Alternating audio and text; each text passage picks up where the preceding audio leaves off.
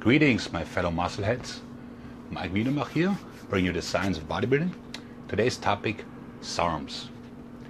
SARMS, big topic in the locker rooms, on the boards, on the internet, etc., etc.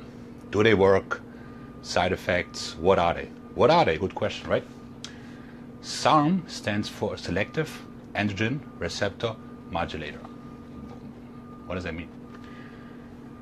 So, if you backpedal, SARMs are basically labeled as smart steroids. So, okay, what does that mean? So, steroids, they dock on to androgen receptors, right? In your muscle, in your joints, in your bones, thereby making you stronger, bigger, and leaner. That's great. But steroids also dock on to the prostate, to the hair, the heart, causing acne, balding, all kinds of side effects. SARMs are supposed to be engineered to not have those side effects. Woo! A win, right? The best thing ever, right? Must have it.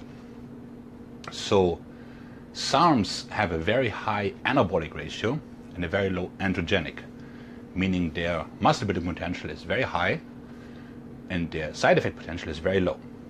There is no estrogen creation, which means no bitch tits, no man boobs, no gyno. And there's also no DHT conversion, which means no hair loss in SARMs. What are we waiting for, right? I mean, this is the best thing ever. So why do people use SARMs? Well, for once, they don't want to use steroids. So they might have needle phobia. They might be drug tested.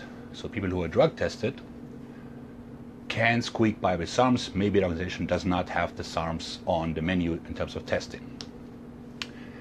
Some people also use SARMs to enhance the potency of steroids or to take out certain side effects that steroids have. And then some people, such as women, they use SARMs because they feel it's safe for them.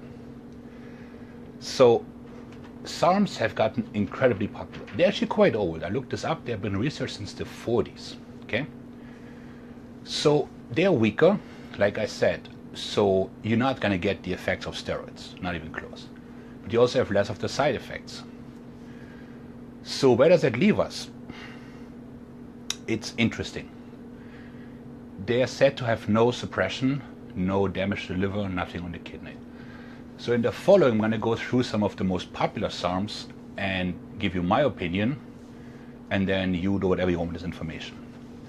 So the first SARM ever was S4 to my knowledge. S4 has some muscle building property. It also works in terms of osteoporosis. It makes the bone stronger. It's not a very potent drug.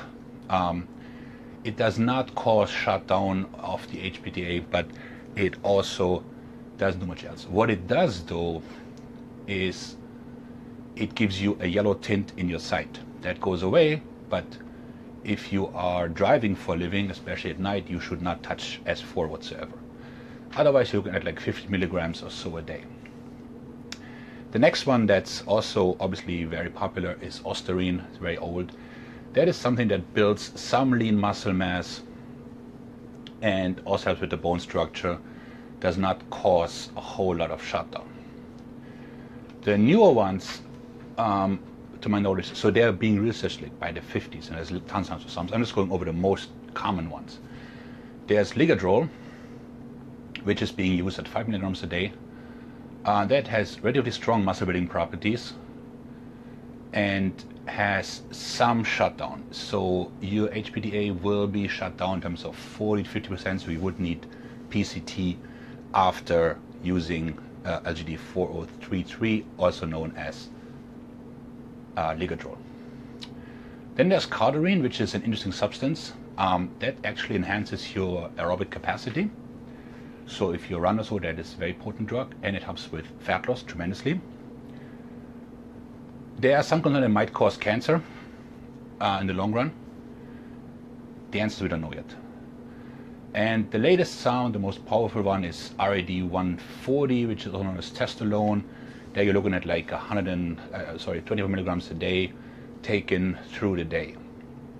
That is a so-called wet SARM, meaning It's more of a bulking SARM, and it would be used in a cycle together with, let's say, Ostarine and S4 to get bigger. Whereas for cutting, you would be looking at obviously Cardarine for fat loss, and then Ligadrol to keep the muscle on, S4 to prevent shutdown. So why are we using steroids, right? Well, I have a problem with SARMs. I have a couple of problems with SARMs. Number one, most of the stuff we know is from hearsay. The studies we know we have are old people, cancer patients, and rodents. So none of this pertains to athletes, okay? So if a cancer patient gains 1 kilo or 2 pounds of muscle mass in 6 weeks, that does not mean an athlete will do the same. He might actually even gain less. So if you're gaining half a pound of muscle or a pound in 6 weeks by taking an unknown drug, you might as well not take the drug and just train, because that's very much achievable without. Okay? So then, like I said, a lot of anecdotal evidence like on the boards, and interesting enough, of course, it's always the people that have SARM company and SARM boards that give advice as to what to stack and what to take and what have you. And lastly, the biggest issue I have is that no credible company, meaning there's no Pfizer or Schering-Plough or Bayer or so, is selling SARMs. So the only people that are selling SARMs are basically homebrew underground labs where you have absolutely no quality control what you're taking. You have no idea what that is, okay? So that being said, I still think if you feel that you need some sort of enhancement, you should go with testosterone, where we have a lot of research, and yeah, there are side effects, but at least we know them.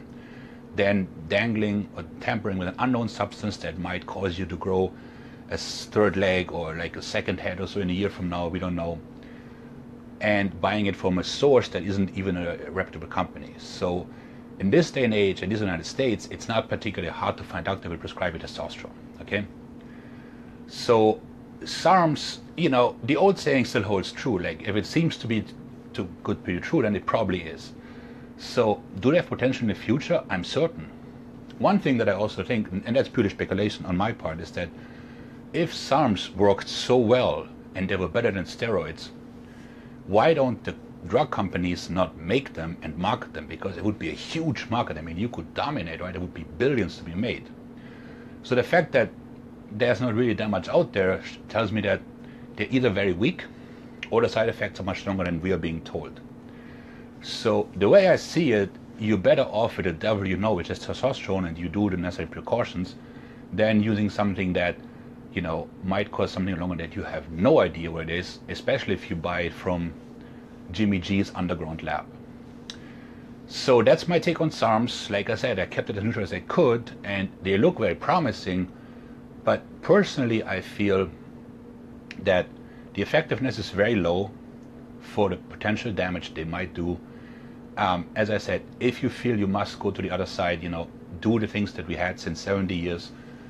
And, you know, that being said, questions, comments, you know, shoot them in the comment section. I'll be happy to answer.